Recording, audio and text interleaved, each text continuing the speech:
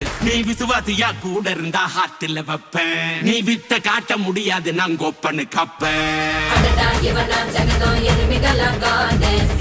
சிறப்பா முடியும் சம்பவ சீனு. நீ தகராறு கொடுத்தா பிள்ளைங்க அட்டாக் மோடு